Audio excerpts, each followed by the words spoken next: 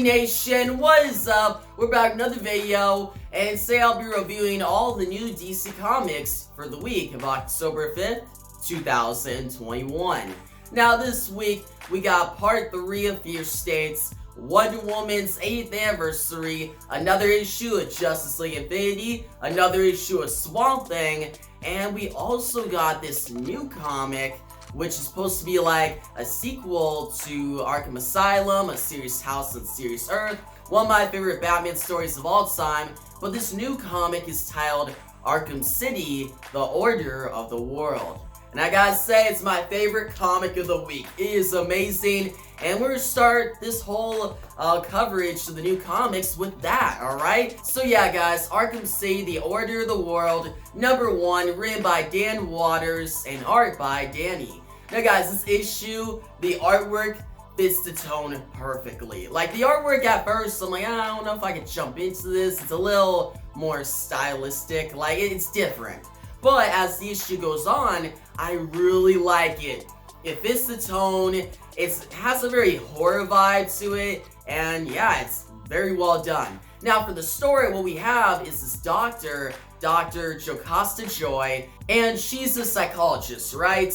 And what we see is after A-Day, guys, you remember A-Day is where Arkham Asylum got hit by Joker gas, and all these inmates died, while other inmates got out into Gotham City. Now, Jocasta, she was monitoring all these different inmates like Mad Hatter, the Ten-Eyed Man, which we'll get into him soon, like, he is very interesting. But she was monitoring them all, trying to get them back to sanity, help them out. But then A-Day happened, and now they're back in Gotham City. And we see her work with this detective, Detective Stone, to try to not take him down, but get him back on the right path. Like, Detective Stone is like, I gotta take him down, like, that's my job. I can't be having all these insane individuals just be running around Gotham City, causing more chaos. Guys, you don't know, this is during Fear State. So, they already got Scarecrow and all those problems, magistrates, all that stuff. They don't need more problems. Whereas Dr. Jocasta Joy, she's on the other end. She's like, no, I don't want to hurt them. They were my clients. I gotta help them out. So we see her and Detective Stone go out in Gotham and try to find the different inmates that got away. We see Mad Hatter, he's going through some stuff, alright? Someone has got into his mind somehow and got into his wonderland. And we see him getting chased by this phantom. It's very intriguing, there's a mystery going on. And we also got, I think it was Ratcatcher at the beginning of the issue. But the thing I think is the most interesting is the Ten-Eyed Man. Because we see Dr. Jocasta Joy at the end of the night, things go wrong, Mad Hatter kills this one police officer, and Detective Stone tells Jocasta, go home, take a rest. But when she gets home, we see the Ten-Eyed Man. And it turns out what the Ten-Eyed Man did was he actually went after another guy, killed that guy, and took his job, because the Ten-Eyed Man doesn't have a job of his own. He can't really talk unless he takes someone else's job. So we see him. You guys, you don't know who the Ten-Eyed Man is. Basically, he can't see with his eyes. He sees through his fingers. So he has eyes on every single finger, and every human has 10 fingers. So, Ten-Eyed Man. You guys get it. But Jocasta Joy is using him, kind of like helping him out, having him in her apartment. And it's a big risk. Like, you think about her, she's having a serial killer or just some guy who's insane who doesn't have regular eyes, has eyes on his fingers. Like, I'd be creeped out. He looks very creepy, but Dr. Jocasta Joy does not care at all. She's chill with it, she's dealing with it, and how the issue ends is she's doing like a ceremony or a ritual to try to help the Ten-Eyed Man. And it says that Azrael, yeah guys, Azrael will be in the next issue. There's also hints of Amadeus Arkham and his ghost being Gotham City. There's just so many mysteries that come out of this very first issue that I'm excited to see where it goes, where the story goes. It's well written, good artwork, and it feels like it could be in the same tone of Arkham Asylum, A Serious House on Serious Earth. So yeah, guys, if you like that book, you'll definitely like this book. And you just want a good story? Check this out. It's the first issue. You can't go wrong. Now, next up on our list, we got Batman number 114, written by James Tynion IV, arts by Jorge Menace, and this is Fear State Part 3. Now, good news with this issue, we actually get some plot development. We get some plot progression. Like, guys, there's a lot of action in this issue. And obviously, you guys already know, Jorge Menace's artwork is phenomenal as ever. Like, it looks really good in this issue. I'd probably say this is probably one of the best issues he's had on Batman. That's how good his artwork is. But in this issue, we see Peacekeeper X, who is Ricardo, go up against Peacekeeper 01, Sean Mahoney. And we get an all-out fight that has a lot of good action. And we see Batman, he gets involved, but then Simon Saint pretty much releases a magistrate army on him, and Batman has to deal with that. And we see the consequences of the whole magistrate program and what happens to Sean Mahoney, but worse, what happens to Ricardo. And by the end of the issue, we see Miracle Molly. She was actually talking at Poison Ivy in the beginning of the issue. It comes full circle, and we have Miracle Molly. She has a plan, and she tries to enlist the help of Batman. So next issue, we will see Batman and Miracle Molly teaming up against Simon Saint and the Magistrates. We still got Sean Mahoney, Peacekeeper 01. He's still going crazy, controlled by Scarecrow. Scarecrow's doing his thing. And for Peacekeeper X, Ricardo, well, let's just say he doesn't make it out of this issue. So yeah, guys, good issue. This is my favorite issue of Fear State yet. A lot of action, plot progression, amazing artwork. So yeah, if you've been following this story, or you just want a good Batman issue, then check this out. Now, the next comic on our list, we got Batman, The Adventures Continue, Season 2, Number 5. This is Mayor Mayhem, Part 1, and guys, this issue, it's alright. I thought it was the weakest in the series thus far. It's not a bad issue. It's still a decent issue with good artwork that fits the tone of Batman the Animated Series. But the story is very simple. We have this guy, Mayfield. He comes back to Gotham. He was a former mayor, but he resigned because Batman. We see this story because what happens is he goes on like this one on TV. This reporter goes up to him, asks him why he's back in Gotham. We have like a show going on, and guess who's watching the show? Batman. And we see Batman, Nightwing, Tim Drake, Batgirl, and they ask Bruce, like, who is this guy? And we find out that this guy is a connection to Bruce back when Bruce was being Batman in his, like, first year. Because this guy became mayor, and he made this whole task force called, I think it was Task M or something like that. It was just a squad, right? A squad of ex-military fighters. And he sends them out to kill Batman. Like, he markets it as, oh, we're trying to take down criminals, I got a good squad, they're great. But his whole goal is to remove Batman, so then him, Mayfield, he can make more money off of Gotham. He's actually not trying to really help Gotham, he's just trying to help himself. And Batman takes down the whole operation, and by the end of it, Batman makes Mayfield resign. So he takes care of the problem. Which, you guys are hearing this, it's not a bad story. It's written well, it's well paced, but me, honestly, I wasn't as invested. Like, I read the whole issue easily, but it's not like an exciting issue, it's just decent. And by the end of the issue, Batman's like, wait, so Mayfield's back in Gotham, and he doesn't seem to be afraid of the Batman anymore. Why is that? We gotta find it out. So the next issue is gonna be Batman, the Bat Family, going after Mayfield, and we're probably gonna find out that Mayfield has like some kind of power now that's just crazy, which that could lead to a cool end to the storyline. But me personally, I like the previous storylines, like the Core of Owls, and even like Huntress, way better than this. So yeah, if you've been continuing the series, if you've been reading it, don't skip this issue, you can still check it out, but don't expect like the best issue of the series or a really amazing issue. Now, the next comic on our list is Swamp Thing, number 8, written by Ram V. Guys, this series is phenomenal. This is probably one of my favorite comics of the week, right behind Arkham City, The Order of the World, because this issue is written so well, and the artwork by Mike Perkins fits the tone well. And we get a lot of action at the beginning. We see Chemo against Swamp, then we get this amazing double page spread showing them fighting and just showing Swamp Thing how powerful he is. He takes down Chemo so easily. Swamp Thing also goes up against Parasite, and we see this great sequence where Swamp Thing finds out the background, the story of Rudy Jones, who is Parasite, and Swamp Thing tries to help him out. But then we have this twist, and we have Swamp Thing, or the guy behind Swamp Thing, his brother, come back. We see his brother show up as this new villain, Hedera, and it's super interesting. We get an awesome splash image showing this reveal, and guys, Hedera, he's pretty ruthless. Like, he takes down Parasite easily, doesn't care, and then he goes off. So I'm guessing this brother, he'll be in the next few issues. We only got 2 issues left of the series, so a lot of stuff can happen.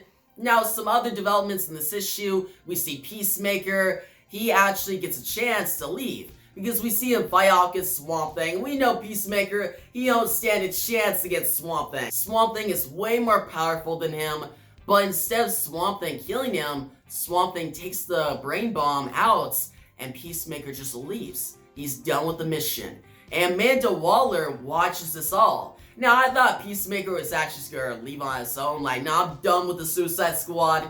Nah, instead, he just goes back. He's like, okay, I'm just done with this mission. Like, I don't have to take you down, Swamp Thing. I'll just go back to Amanda Waller and continue putting out peace. Now, the issue ends, we see there's something going on behind the scenes, something that'll probably be revealed next issue, and I'm excited. Like, guys, Ram V has been pacing the story so well, revealing little things as we go, and just revealing interesting facts about our main character. This main character being Levi Kamei, and guys, I like him. At the beginning of the series, I was kind of like, I don't know, he's new to the Swamp Thing mantle, I don't know if Ram V can pull this off. And then when Suicide Squad came in, I'm like, okay, they're just using this series to market the Suicide Squad movie. But no, Ram V, without a doubt, he's just been proving back and forth that he has a handle on this series, and there's gonna be a good conclusion. I'm excited to see how he wraps this up. Now, guys, going on to our next comic of the week, we got Justice League Infinity number 4. And I already know you guys are probably like, this issue's probably terrible, right? Like, that cover, I can't stand it. No, guys, I think people are overreacting about the cover. Like, I actually looked up before this, like, previews of this issue. I think it was yesterday before this comic came out. And people were like, oh, Darkseid and Wonder Woman kissing? What is going on? Like, they're actually overreacting a lot. A lot of people were thinking, oh, they're just gonna make the Wonder Woman of the animated series, the Justice League animated series, now in love with Darkseid? Why would they do this? Why is DC doing this? Me, I got excited. I saw that cover, I'm like, okay, I already know it's not gonna be Wonder Woman, the actual Wonder Woman from the animated universe. It won't be her who's in love with Darkseid. It'll be an alternate universe. And we saw at the end of the issue that Wonder Woman showed up in this alternate universe, who the only living being alive is Darkseid. And we find out in this issue that Darkseid, what happened? Okay, we had Darkseid looking for the anti-life equation. He came in contact with that world's Wonder Woman, and she pretty much guided him on a good path. He started going away from destruction. He started doing better things. And they fell in love. We see this whole love story, and then Darkseid, unfortunately, still looks for the anti-life equation. And the anti-life equation turns on him, and it ends up killing everyone. Like, we see the final moments, Wonder Woman of that world, she dies in Darkseid's hands. But the anti-life equation doesn't kill Darkseid. It leaves him alive to see all of this, the destruction he caused. And just leave him in a sad mode, like a sad tone. Like, he's not that good. Like we see in this issue, Darkseid, he's sad, and it shocks him to see Wonder Woman again, even though it's a Wonder Woman from another universe. And by the end of the issue, Darkseid sacrifices himself. It's a great moment, guys. And the Wonder Woman from the anime universe, we see her try to leave. She's like, no, Darkseid, you're just lying to me. Because, okay, I get where Diana's coming from. You show up in this other universe, you find Darkseid, and you find out that Darkseid was with another version of you. They were both in love, and Darkseid is the only one left in this world. The anti-life equation caused all this destruction. Yeah, I would act the same way that Diana acts. I would just walk away. But we see Diana run into Hades, which is a very interesting development. And it turns out it's actually not Hades. It's just the anti-life equation messing with Diana. It tries to kill her. And before Diana dies, Darkseid shows up. And he's like, I can't watch another version of the woman I once loved die in front of me. So he sacrifices himself. And we see Darkseid die. And Diana, she cries. Like, she's actually like, wow, this Darkseid, this world is not that bad. And as he dies, we see the Justice League and the Justice Alliance, they show up.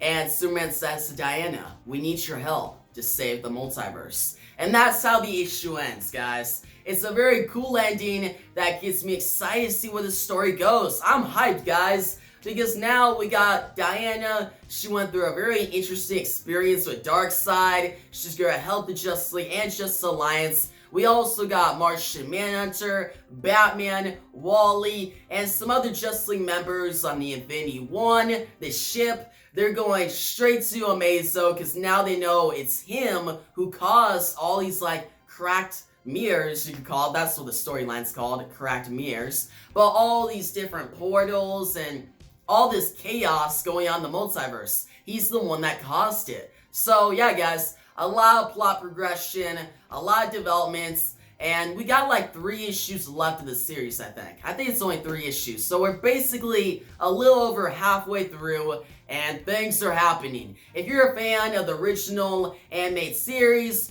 or you want a cool Diana, Wonder Woman, and Darkseid story, then definitely check out this issue. Don't be that person that looks at this comic, and it's like, no, I'm not going to check it out because the cover. No, don't be that person. There's a lot you can enjoy in this issue. Now, guys, our next comic in the list, we got Wonder Woman 80th Anniversary Super Spectacular 100-page special #1. There's 9 stories in this comic. Each story is like 10 to 20 pages, and a lot of them are really good. There's like a couple just fun and simple stories. But then there's others like Wonder Woman versus Cheetah story, and then we have like a New 52 Wonder Woman story. Then we got one where Wonder Woman teams up with the Justice League. So it just shows the history of Wonder Woman and why she's a great character. But the story I really want to talk about is actually the very first one, written by Michael W. Conrad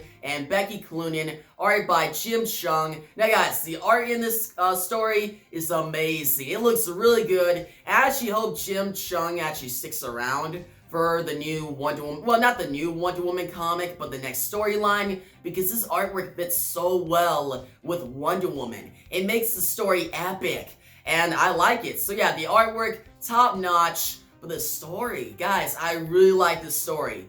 We see Steve Trevor, and we all know that Wonder Woman, after Death Metal, she disappeared, went to Valhalla, we have that whole story, and she's officially coming back to the DC Universe, or not the DC Universe, back to Earth, next issue, issue number 780. But for now, she's still gone.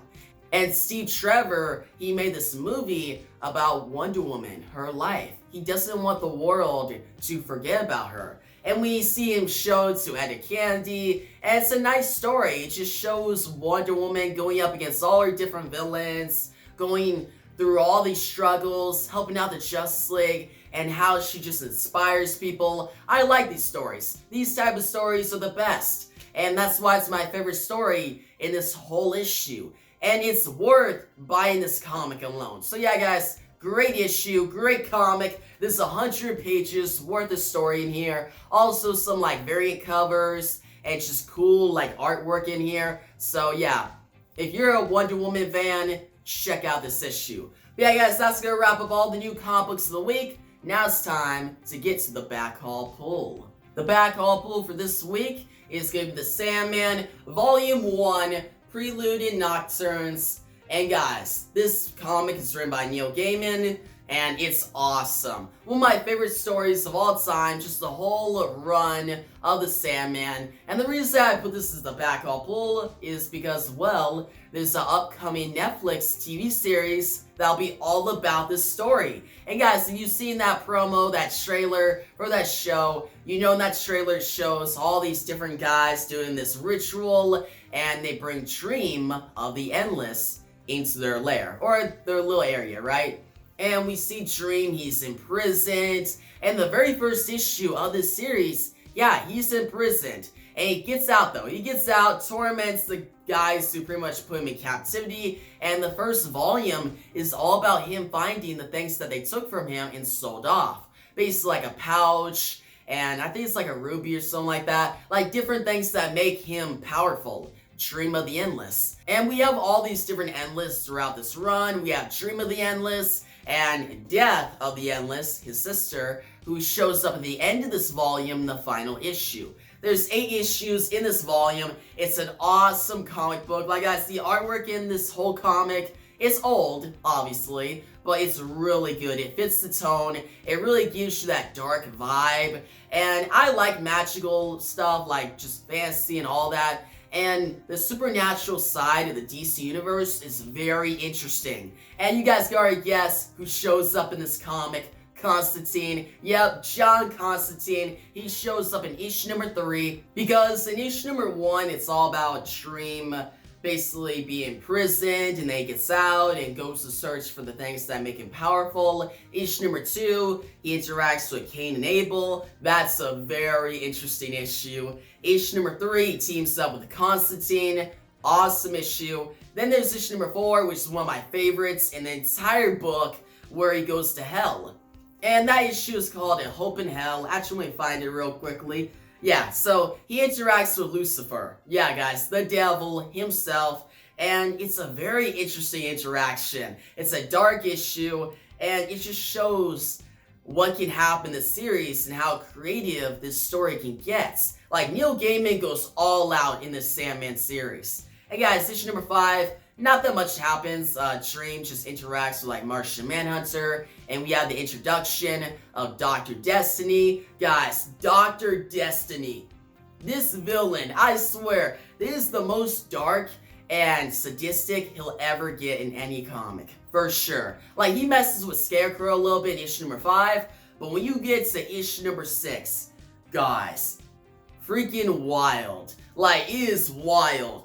We see Dr. Destiny, he goes inside like this cafe, and for 24 hours, the comic is actually titled 24 Hours, Dr. Destiny just messes with his people. Like, he messes with them a lot. He causes them to go against each other like Lord of the Flies style, and it is messed up. Just gruesome, horrific, and by the end of the issue, Dream shows up, and you already guessed it, issue number 7 is all about just Dream and, well, yeah, Dream and Dr. Destiny going up against each other in like this mindscape. It's very trippy, very cool, and by the end of the issue, like, Dream has back his powers, and yeah, with his powers back and back to normal, he interacts with Death, his sister, in issue number 8, which is the final issue in this entire book, or this entire volume, which that's actually a fun issue. You'd think that Death showing up would mean a dark issue. No.